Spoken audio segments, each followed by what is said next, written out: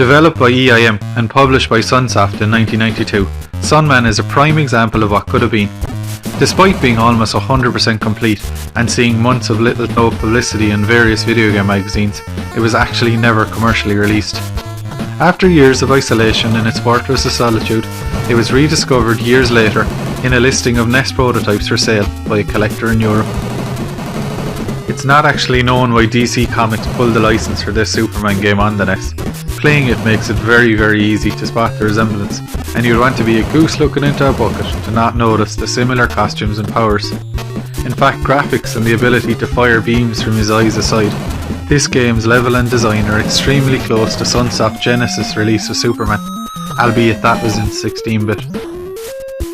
At first glance, this could be any of Sunsoft's platformers, namely Batman Return of the Joker, which was released the year before. Both feature large detailed graphics and backgrounds. Unlike Batman, who is heavily armed, SunMan simply has his fist to defend himself throughout the majority of the game. Because of SunMan's lack of weapons, his short reach, and the constant swarm of enemies in every stage, SunMan is a bastard of a difficult of a game, even by Sunsoft standards. The game just has 5 levels, but you will have to play it over and over before you can master the controls and all the enemies' patterns.